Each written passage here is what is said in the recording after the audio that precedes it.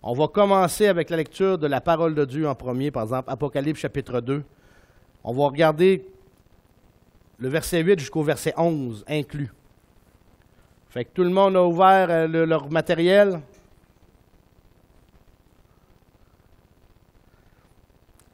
Apocalypse 2, 8 à 11, page 348.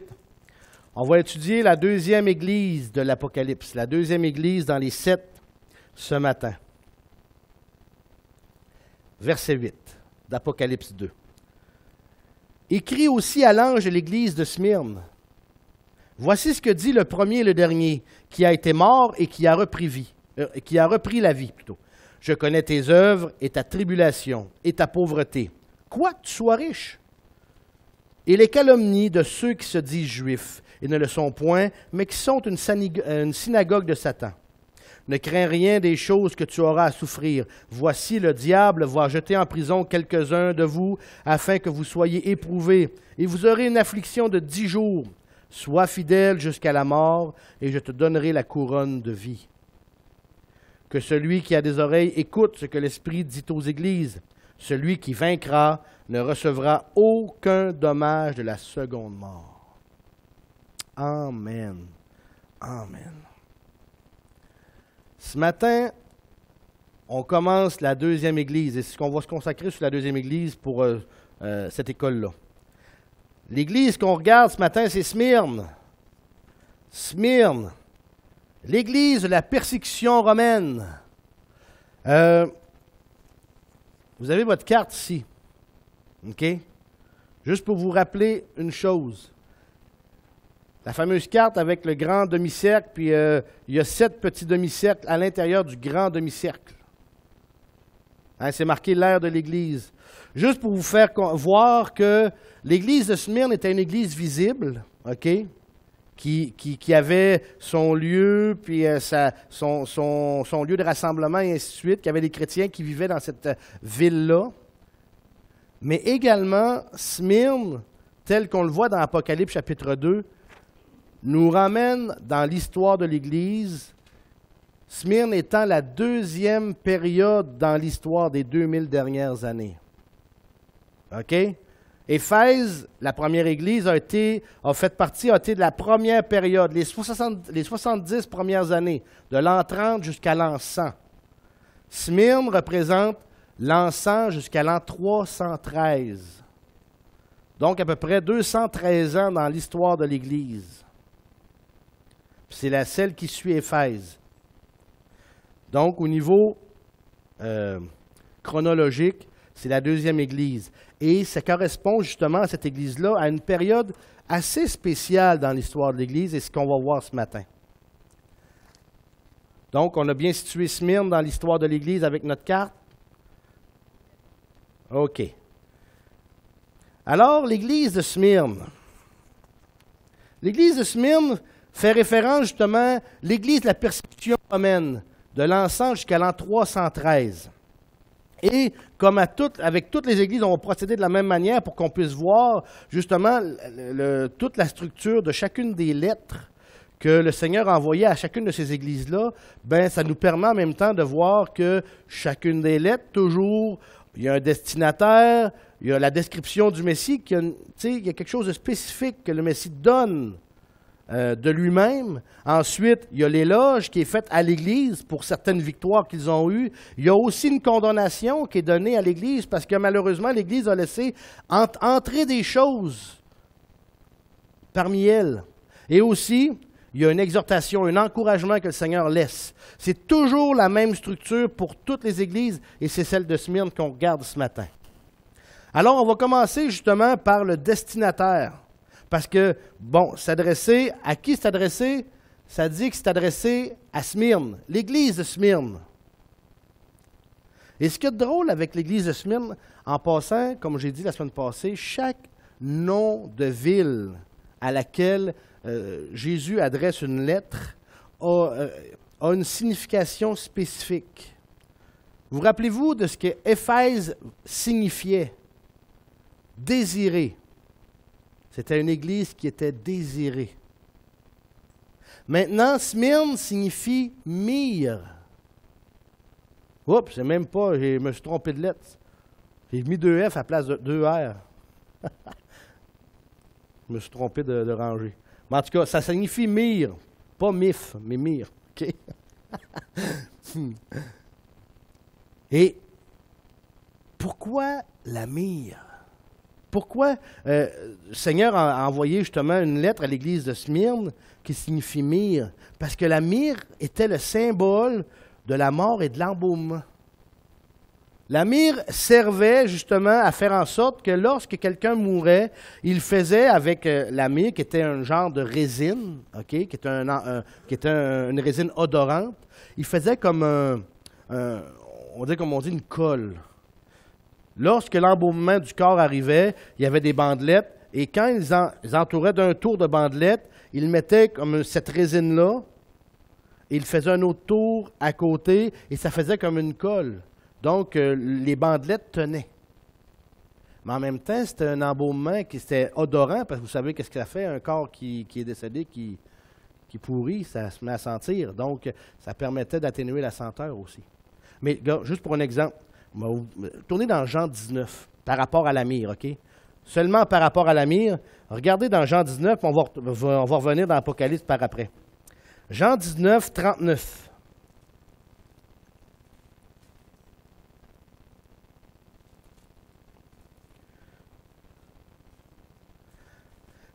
Jean 19, 39 et verset 40. Là, le Seigneur est mort sur la croix, il descend le corps et il prépare justement le corps de Jésus. Ça dit au verset 39 de Jean 19, « Nicodème, qui au commencement était allé de nuit vers Jésus, vint aussi, apportant environ 100 livres d'un mélange de myrrhe et d'aloès.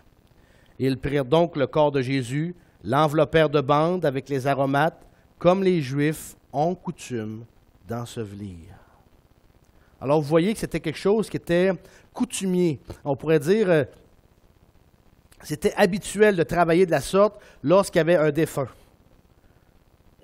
Alors, Jean 19, 39 nous donne un bon exemple. Hey, 100 livres de myrrhe, ça fait des aromates, ça.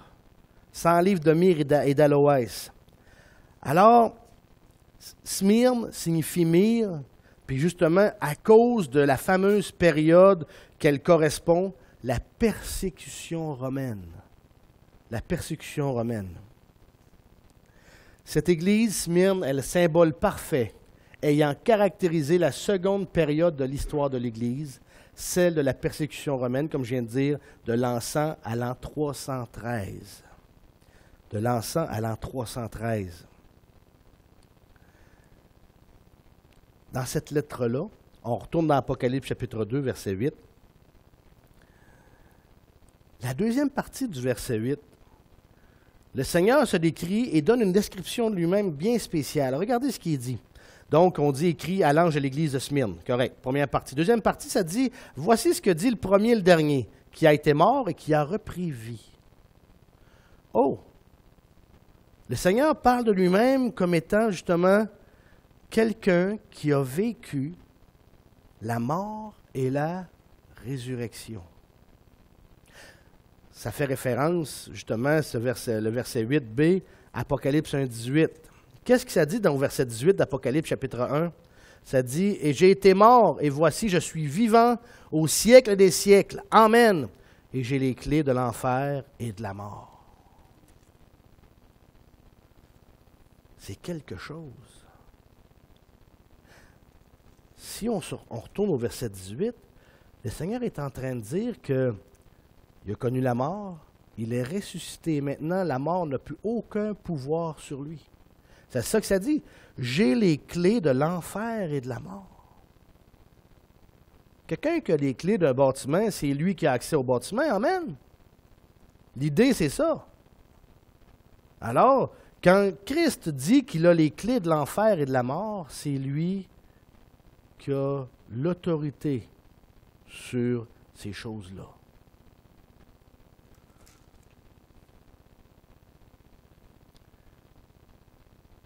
Donc, par rapport à la description du Messie,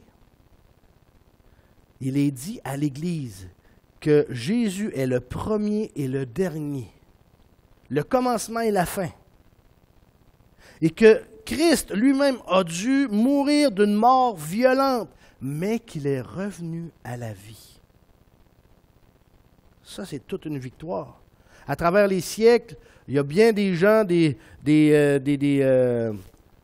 ceux qui ont des fondateurs de pensée, de philosophie ou de religion, qui ont prôné bien des pensées, bien de la sagesse, mais aucun n'est mort et ressuscité. Eux autres, tous sont morts. Mais la résurrection, ils ne l'ont pas connue. Le seul qui soit ressuscité, pas spirituellement, physiquement, c'est Christ. Alors, voici le vrai Dieu. Alors, justement, comme je vous dis, il est le premier et le dernier. Il a subi une mort violente, mais il a repris vie. Et de la même façon, ça dit ici, de la même façon, bien que de nombreuses personnes de cette Église devront passer par une mort violente pendant cette période de temps-là, de l'an 100 à l'an 313, Jésus les réconforte par cette description qui leur promet à eux aussi de revenir à la vie par la résurrection. Vous savez une chose, lorsqu'on est assis, bien confortable, ça peut paraître banal d'entendre parler de ces choses-là. Dans le sens que des fois, on est comme... on connaît ces choses-là, mais étant donné qu'on n'est pas confronté à des troubles qui peuvent nous coûter la vie, bien, on a tendance des fois à mettre un peu de côté ou de donner une moindre importance à ça, du fait de dire qu'il leur promet eux aussi de revenir à la vie par la résurrection. Mais imaginez, à cette époque-là, lorsque les gens découvraient que vous étiez des chrétiens, vous étiez emmenés au lion, vous étiez emmenés au gladiateur, vous étiez emmenés pour être décapités, pour être tués, passés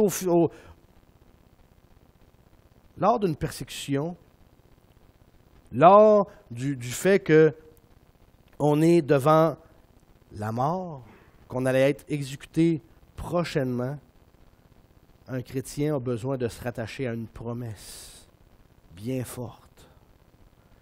Et n'oubliez pas une chose, quand ces gens-là étaient sur le bord de se faire dévorer ou de se faire tuer,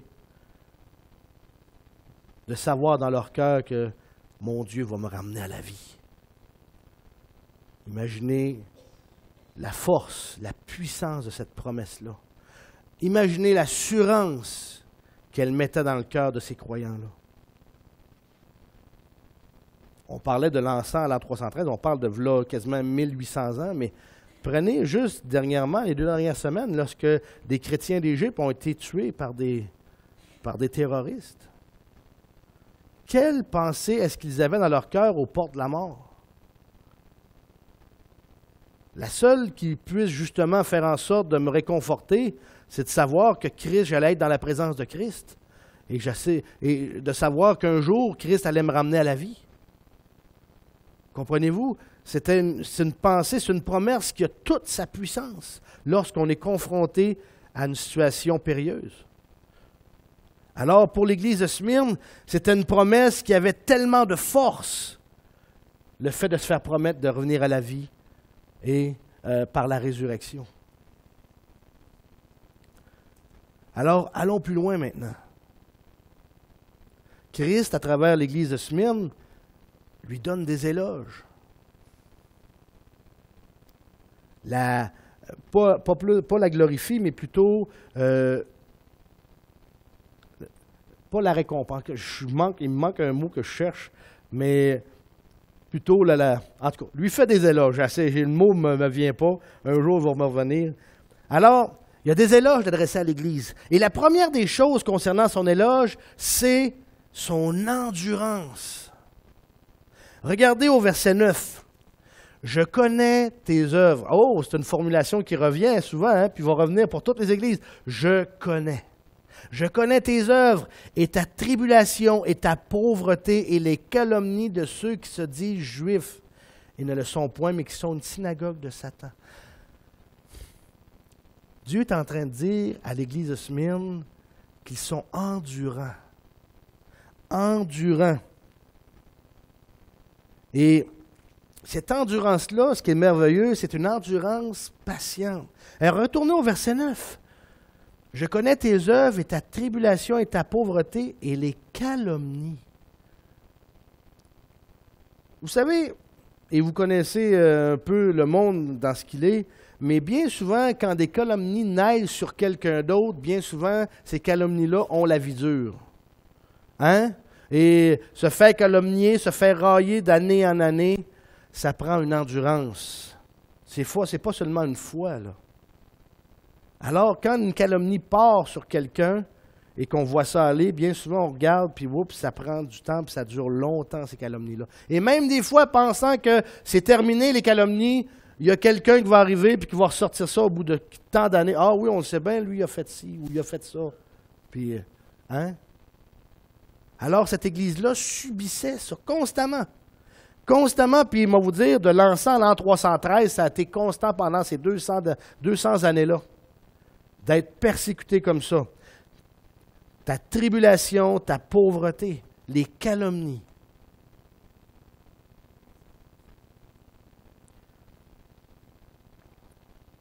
Les personnes de l'Église de Smyrne avaient donc énormément souffert, mais ont su endurer le mal avec patience. Avec patience. Ça nous donne un bon exemple, même pour nous autres. Hein?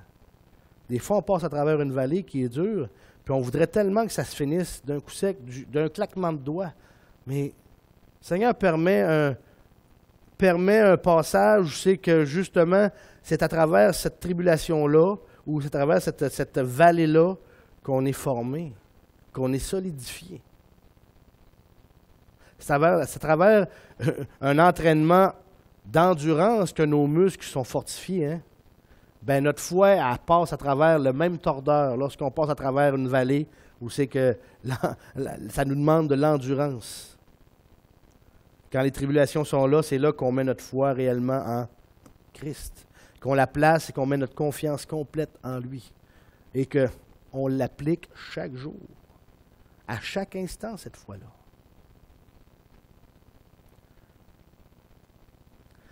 Donc, Dieu les complimente, c'était ça le mot que je cherchais, Dieu les complimente sur leur endurance patiente. La deuxième éloge que le Seigneur amène à l'Église de Smyrne pendant ce temps de tribulation-là, OK? C'est le fait qu'ils ont enduré le blasphème provenant des personnes qui se disent juives, mais qui ne le sont pas. Des personnes qui disent qu'ils étaient, eux autres, corrects selon les commandements de Dieu, selon la loi de Dieu, des gens qui se disaient corrects selon la manière que Dieu avait demandé, mais finalement, c'est pas vrai. C'est pas vrai. Ça dit même que, au verset 9, et les calomnies de ceux qui se disent juifs et ne le sont point, mais qui sont une synagogue de Satan. Hey, c'est grave. C'est grave qu'est-ce que le Seigneur dit là. C'est pas quelqu'un d'autre qui a dit ça, c'est Jésus-Christ lui-même. Une synagogue de Satan. Une église du diable. Ça veut dire que si c'est une synagogue de Satan, donc c'est Satan qui contrôle, c'est Satan qui dirige leurs pensées, c'est Satan qui dirige leur comportement. Et je ne suis pas en train de dire que c'est des gens qui sont possédés. C'est des gens qui ont été séduits par Satan. Des gens qui ont été séduits et c'est tout simplement leur attitude charnelle qui ressort le plus. Le Seigneur nous parle dans Galates que la calomnie, c'est quelque chose de charnel. Hein? Alors quand on laisse sortir ce qui est charnel en nous, ben, c'est la médisance, la calomnie, la jalousie, les envies, puis ainsi de suite. Alors ces gens-là se disaient d'une synagogue, il se disait juif, mais finalement, Dieu dit lui-même que c'est une synagogue de Satan.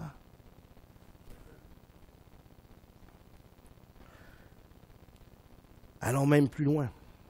Allons même plus loin. Tu sais, des fois, on parle qu'ils disent qu'ils se disent juifs, mais qu'ils ne le sont point, qu'ils sont une synagogue de Satan. Vous savez que pendant ces 200 ans-là de persécution romaine, là, OK? Comment je pourrais dire ça, donc? Rome, l'empereur, se disait lui-même Dieu. Hein? Et tous ceux qui ne voulaient pas sacrifier à leur Dieu étaient persécutés, mis à mort. C'est comme ça que ça fonctionnait. Alors, c'était spécial de voir qu'est-ce qu'il y en est. Les croyants étaient donc persécutés par ceux qui se disaient être des divins, l'empereur lui-même et ceux qui suivaient. Alors, qu'est-ce qu'il y en est à ce niveau-là? Au niveau de l'histoire, on voit ces choses-là. Mais on ne rentre pas plus loin, juste pour voir que ces deux compliments que Dieu fait par rapport à ça, le fait que l'Église a été endurante, puis le fait que l'Église a enduré le blasphème de ceux qui se disaient juifs, se disaient corrects selon la loi de Dieu. Alors, comme avec toutes les églises, au niveau de Smyrne, il y a des condamnations, malheureusement. Mais il y a une chose qui arrive avec Smyrne. Quelque chose de spécial. Je l'ai mis le point de la condamnation, mais il y a quelque chose de spécial qu'il y a avec Smyrne, c'est que Smyrne est l'une des deux églises auxquelles Jésus n'a aucun reproche à leur faire. C'est spécial. Il n'y a aucune condamnation d'adresser à Smyrne. Ils passaient à travers des persécutions, ils enduraient, ils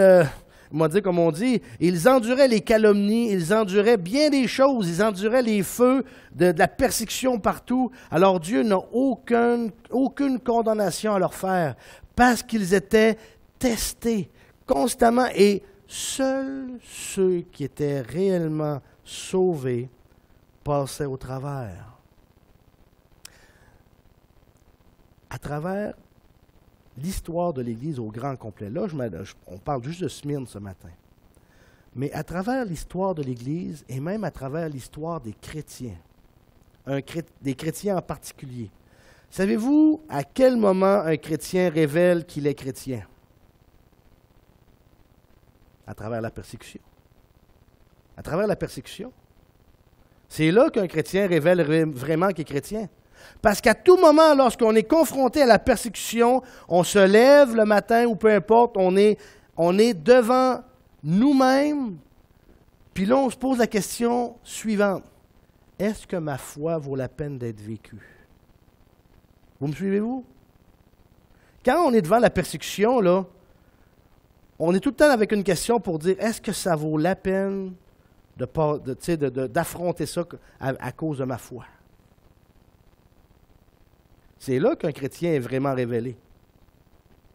C'est là que dans 1 Corinthiens, il nous dit que quand nos œuvres vont être passées à travers la fournaise, même dans 1 Pierre, il dit l'épreuve de notre foi, c'est quand on est dans les persécutions, parce que notre foi est épurée.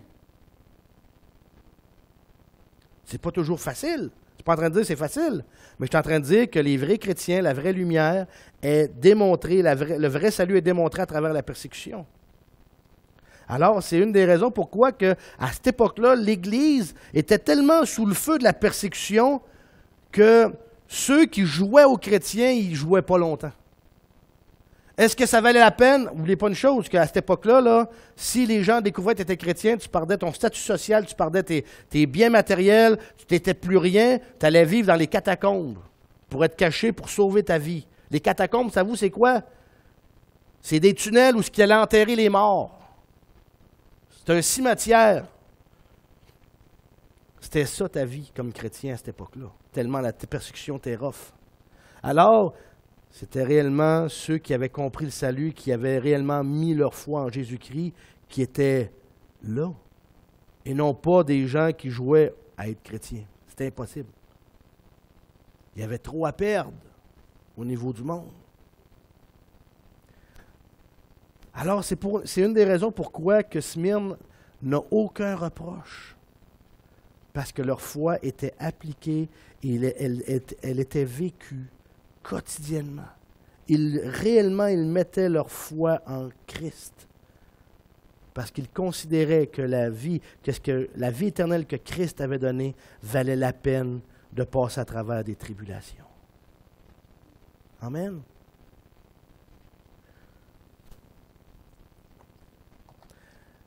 Allons plus loin. Allons plus loin maintenant. Allons dans les exhortations. Donc, on vient de voir la condamnation. On voyait que l'Église de Smyrne, c'est elle qui n'en a aucune. C'est elle qui n'en a aucune.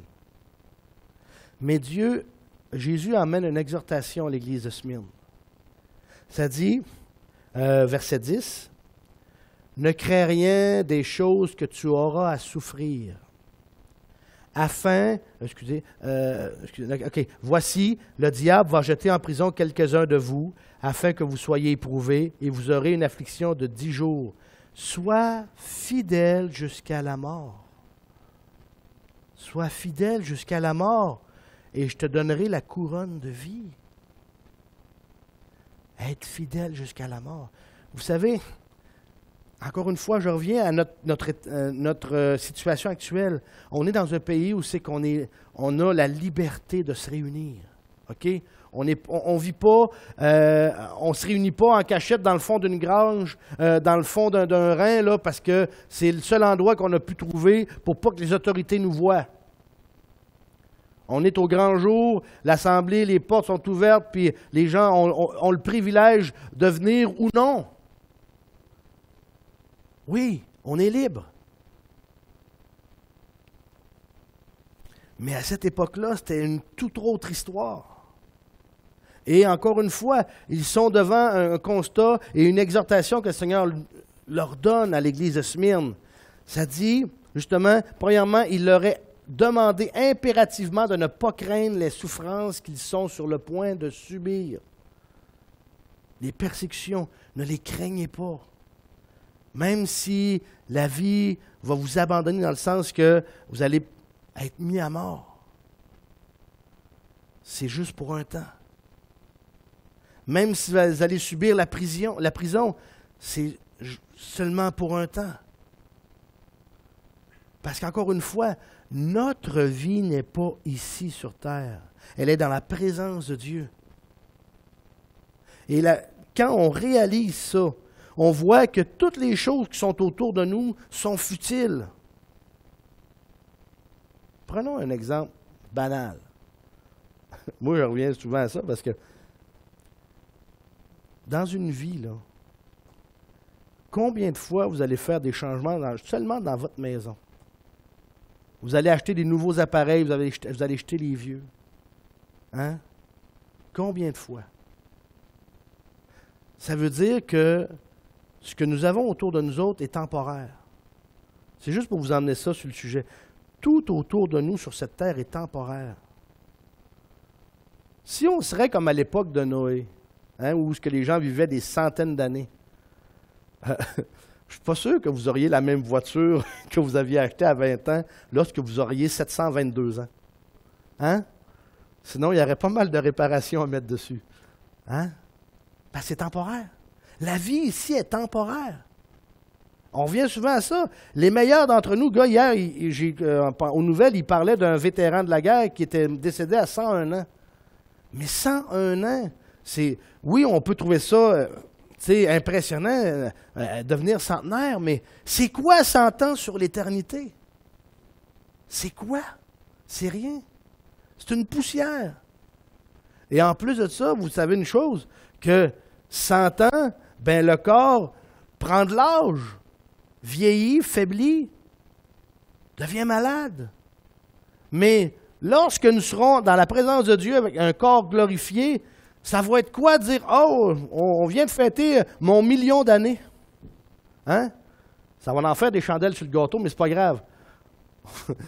Ce que je veux dire par là, ça va être quoi, 1 million d'années? On va avoir la même capacité, la même force, la même résistance, la même énergie qu'on a eue à notre première année de vie dans le Seigneur, avec un corps glorifié.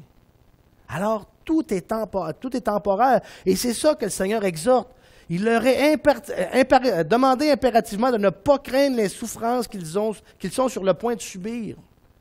Et c'est la même chose pour nous aujourd'hui. On vit dans un temps où c'est que c'est plus calme, mais ce n'est pas dit que dans 20 ans, ça va être pareil. Ce n'est pas dit que même dans 10 ans, ça va être pareil. On ne sait pas.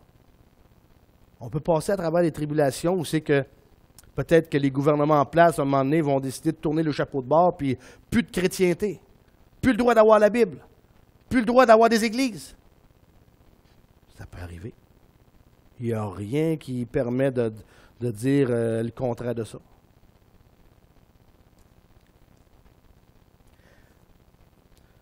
Ça, c'est la première exhortation, le premier encouragement que le Seigneur donne. Deuxième exhortation, c'est ceci. Ils sont avertis qu'ils sont sur le point de subir une persécution de 10 jours. Le pourquoi de dire qu'ils sont sur le point de subir une persécution de 10 jours, réellement au niveau de ce qu'il en est, il est très probable que ce soit une persécution de 10 jours au sens littéral qui s'est passée à l'époque de l'église de Smyrne. OK? Mais si on amène ça sur l'histoire de cette église-là, okay, de Smyrne, puis sur l'histoire de la période qu'elle couvre, de l'an 100 à l'an 313, il y a eu 10 périodes de persécution romaine. Sur le nombre d'empereurs qui ont passé à travers cette période-là, il y a eu 10 persécutions violentes qui sont passés. De l'an 96 à l'an 305. Autrement dit, dans la période qui est touchée, on va dire ça comme ça, là, par l'Église de Smyrne. Et dans votre fascicule, vous avez toute la liste des empereurs dans lesquels, justement, il y a eu une persécution grave. Je ne les nommerai pas parce que c'est tous des noms, des fois, que si jamais vous voulez les voir, ainsi de suite. Et juste pour vous donner à peu près une image. Vous avez votre grande carte. À vous, votre grande carte. Dépliez-la, tout simplement, faites juste la déplier pour l'emmener sur la page qui a des trous. Là, sur la carte, il n'y a pas tout mis les 10 persécutions parce qu'il y en avait trop. Puis au niveau du nombre d'empereurs, mais ici, là, regardez, la bande orange, vous avez toute la liste des empereurs.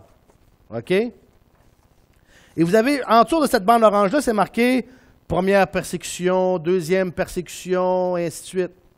Vous voyez ça? OK, en dessous de la bande orange, ici, là. Bien, justement, ils n'ont pas mis les 10, parce qu'il y avait une arrêt trop à mettre. Ils ont mis tout simplement les principales, parce qu'il y a eu des persécutions qui ont été plus longues que d'autres.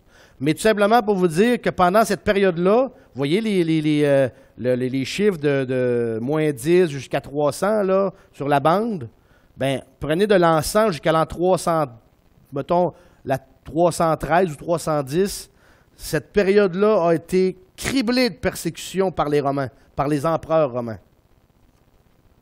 Et c'est la raison pour laquelle, justement, que quand Jésus les avertit qu'ils vont avoir une persécution de 10 jours, sur l'histoire de l'Église, ça nous donne une compréhension pour dire qu'il va y avoir, à un moment donné, dans cette période-là, 10 persécutions principales ou générales qui vont faire en sorte que les chrétiens vont être mis à mort, vont être emmenés devant les lions, ils vont être dépossédés de toutes choses, vont être bannis, vont être emmenés dans... En tout cas, ça va être grave. Ça va être grave. Et savez-vous pourquoi ils vont être persécutés? Parce que l'empereur va demander d'avoir des sacrifices en son nom au Dieu. Parce que l'empereur est un Dieu. Il va exiger que l'on sacrifie à son honneur. Puis les chrétiens vont dire non, on a un seul Dieu. Et c'est pas toi. Wow! Fait que c'est une des choses qui va faire en sorte que les persécutions vont être à grande échelle. Alors, c'est une exhortation et ça fait partie de ça. Et dernière chose, par rapport aux encouragements que le Seigneur envoie, elle est exhortée à ne pas craindre la mort, car si ses membres devraient mourir martyrs, ça dit que la couronne de vie leur est assurée. Et encore une fois, je reviens encore au fait que lorsque vous êtes devant l'état de fait que je vais mourir dans les minutes qui s'en viennent, d'avoir cette assurance-là, cette promesse-là que la couronne de vie m'est assurée. Ah! Wow! Quelle promesse qui me permet de tenir ferme jusqu'à la fin. Amen.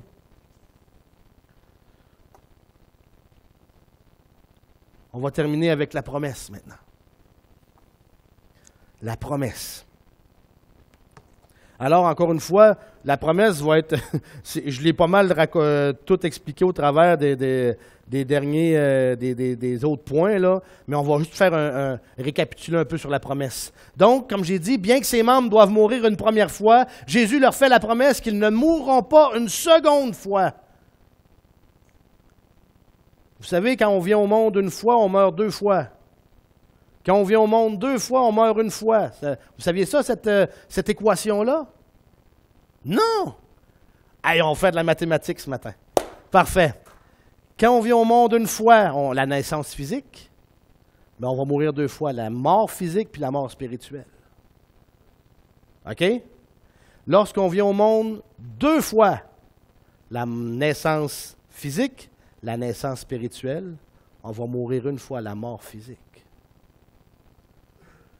C'est une bonne équation de mathématiques, ça, hein? Donc, on recommence. Celui qui naît une fois meurt deux fois. Celui qui naît deux fois meurt une fois. OK?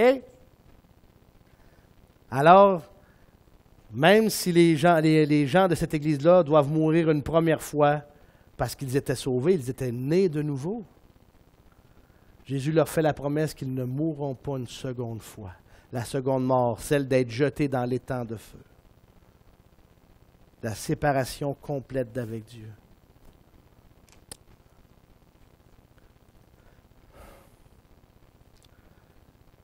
Ils seront ressuscités pour profiter de deux choses en particulier. Un, ils profiteront du millénium où ils régneront avec Jésus pendant 1000 ans. Ça fait partie de nos promesses à nous autres, là.